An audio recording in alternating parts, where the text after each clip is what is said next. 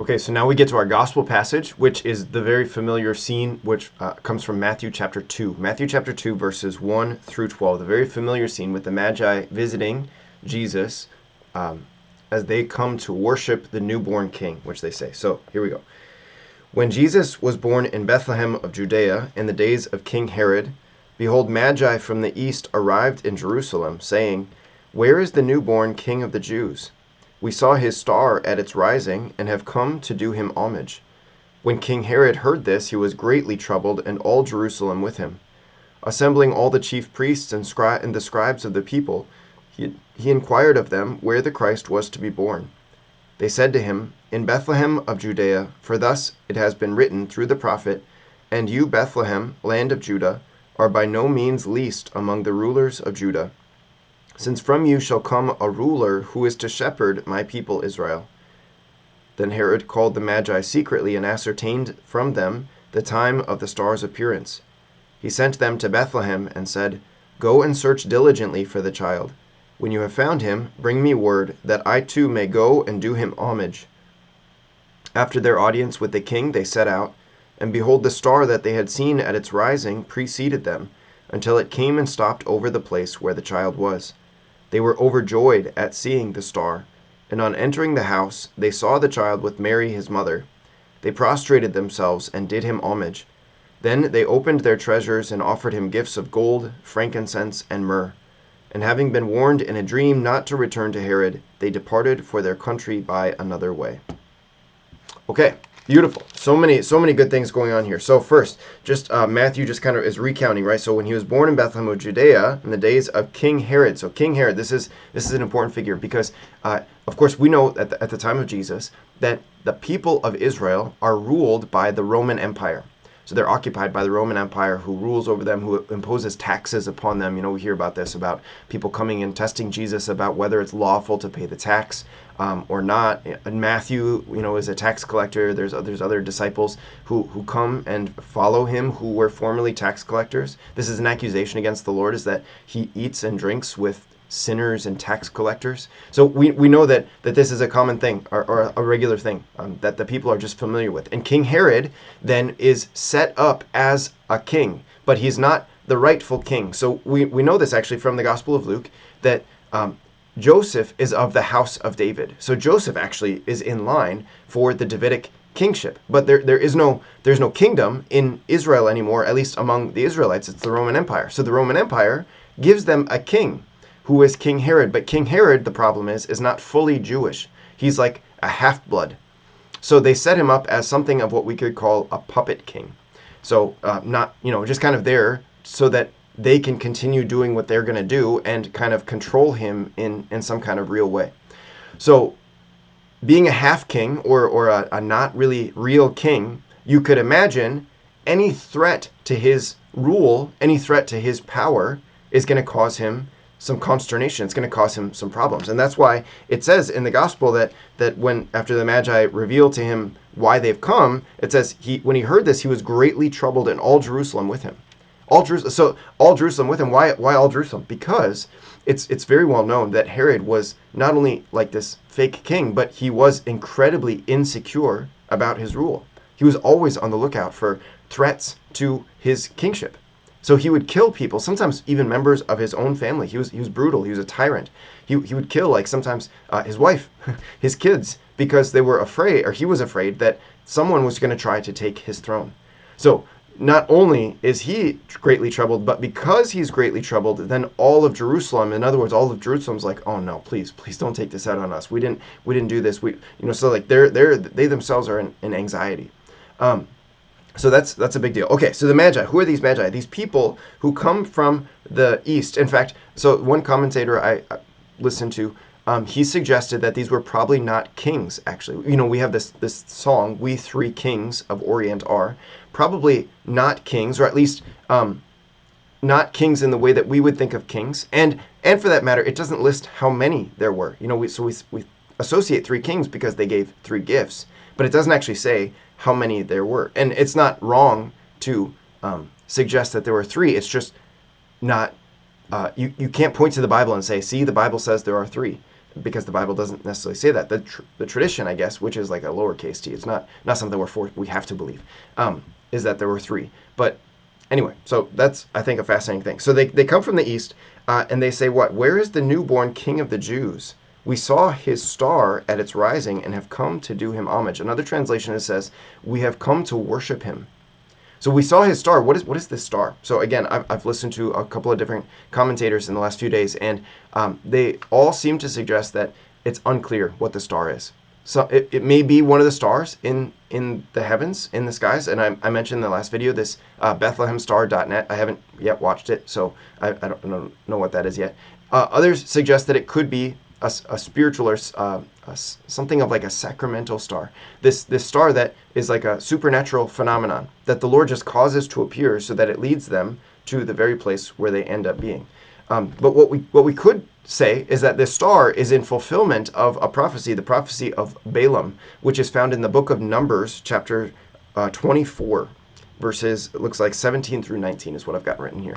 So anyway, so like there's this guy Balaam, who is not actually, he's not a faithful servant of God, but God inspires him and readjusts this. He's going to try to issue a curse against Israel. Instead, the Lord speaks blessings out of his mouth. And part of this blessing is talking about the star that will rise and that will ultimately play a part in the deliverance of God's people in the future.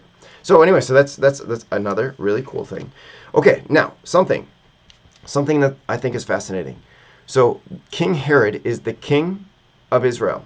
We know he's a half king, but he's the king. And so being the king, he has a role to know his people, to know everything about his people, for that matter. So when the Magi come and ask him this question, where's the newborn king? He's confused because he doesn't know it. In other words, he's revealing how unfitting it is, how inappropriate it is that he is the king, because he clearly doesn't know anything about his people, about the ways that God wants to interact with his people. And so what does he have to do? He has to call the chief priests and the scribes to inquire, where is the Christ to be born? When in fact, if he was a good king, he would know the prophecies. He would be well informed about his kingdom, about these prophecies of what is to come for his people. But instead, he's so busy being insecure that he doesn't bother with these details. So that, I think, is just like crazy. So then the chief priests and the scribes, they say, okay, well, we actually know it's in Bethlehem because of this prophecy from the book of Micah, chapter 5. We know that actually, no, what? You, Bethlehem, land of Judah, are by no means least among the rulers of Judah, since from you shall come a ruler who is to shepherd my people Israel. So it's like this prophecy from Micah revealing the importance of Bethlehem. And here, now it's coming to play. So we actually know where it is. So what? So then Herod calls the Magi, and then he deceives them, which again is another sign that he's a wicked king, because who else deceives? Satan deceives. Way back in Genesis chapter 3, it says the serpent was the most subtle of all the creatures. And so he deceives the woman into eating of the fruit that God told her not to eat from. And then she gives some to her husband who was with her, and the two commit this act of rebellion because they were deceived by the devil. And so now Herod, he secretly calls them, he ascertains, he makes it seem like he himself is interested in worshiping the king. Go and search diligently for the child, and when you found him, bring me word that I too may go and do him homage, that I too may go and worship him. But we know that Herod's not interested in worshiping. He's not interested in it. So he's doing this deceptive thing so that he can go and try to bring an end to Jesus, to kill him. And we actually know that after this passage, what happens? Well, the Magi, they of course we find out they're warned to go another way. And so Herod realizes that he himself has been tricked. And he does what? He goes and he slaughters all of the children, all the male children, 2 years old and younger. Which then we're getting into more things that maybe don't match up with our sort of typical traditional understanding of Christmas. We think of it, the Magi as visiting this infant baby in a manger in a stable, out back. When what? Well, if Herod is having all of the children 2 years old and under killed, there's a big difference between a 2-year-old and an infant. So it seems to suggest actually that a good amount of time has passed from the birth of Jesus to the visit of the Magi. A pretty good amount of time, maybe as much as a year, maybe even as much as 2 years. So again, it's just like this kind of standard way that we typically talk or set up our nativity sets that maybe is different than what the Bible reveals about what actually took place. And again, it's not that you're sinning if you set up the Magi next to your stable. It's just, again, there's not a place you can point to in the Bible that says, oh, well, so very clearly the Magi came to visit Jesus, Mary, and Joseph in the stable. It doesn't necessarily say that. So just another fascinating thing, I think, for our Bible study. Okay, so what happens? After their audience with the king, they set out, and behold, the star that they had seen at its rising preceded them until they stopped. And what? They were overjoyed at seeing the star. They were overjoyed. With great joy, they rejoiced at seeing the star, is another way that you could translate it. So, like, the text is just like, it's leaping from the page of just like the joy that they have when they see the star, because they know that the star has led them to this point so far, and the star is going to continue to lead them to Jesus, who is the light of the world. And so what? When they come into they come into the house, and they see the child with Mary, his mother, and they prostrate, they do him homage. The word is proskuneo, which in the Gospel of Matthew, whenever Matthew uses this word, he's speaking of worship. And so they worship him, which is, again, just a fascinating image to think about these people who seem like they're very wealthy because they offer these costly gifts. They're magi, so at the very least, they would play a prominent role in being wise counsel for a king, of being wealthy or being part of the king's court. They themselves may have been kingly, because what happens, our first reading refers to kings coming from all these different languages, so they may in fact have been kings. So either way, these people of position, of wealth, of authority, of power, they bow down, they prostrate themselves before this child, this toddler, this baby.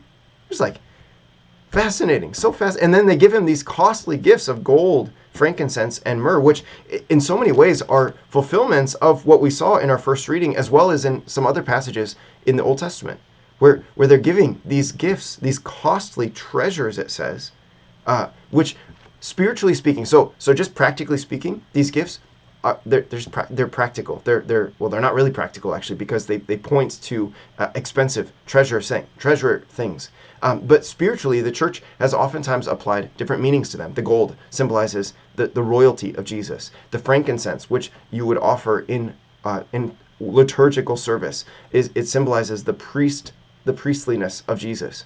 How he himself is going to offer himself as a sacrifice. And the myrrh is this beautiful, fragrant oil that would be used to anoint somebody who had died, so that their body didn't have the stench of decay. But also, another commentator said that, and I read this actually in the Song of Songs, it's referred to myrrh on a regular basis, referring to the bride who is seeking out her beloved. So Jesus comes as priest, prophet, as king. He comes as one who is to lay down his life, as one who will die for the salvation of the world, but also as a divine bridegroom who has come to wed himself to his people, which he does in the new covenant. That is a really beautiful image. And the Magi, they may or may not see this, but whatever they see that he is the newborn king of the Jews, and so they want to worship this newborn king, who is not just a king, but he is God himself. And so because they're faithful to the promptings of the Lord through the stars, the promptings of the Lord through the insights that he gives them in bringing these treasures, what happens? This angel warns them in a dream not to go back to Herod. Don't let him trick you, but instead go another way. And so they go. And this other way, it's that they've been changed. So of course they go practically, physically speaking, another way back, but they go another way that has been brought about by a change in their heart, because they've encountered Jesus, the newborn King of the Jews. Oh man, it's so beautiful. So beautiful. This is going to lead into our next reading, the second reading actually, so we'll go back in time. But anyway, it's going to lead into that, just talking about this great mystery that is revealed, not only to God's people, but also to the people of the nations. Okay, God bless you.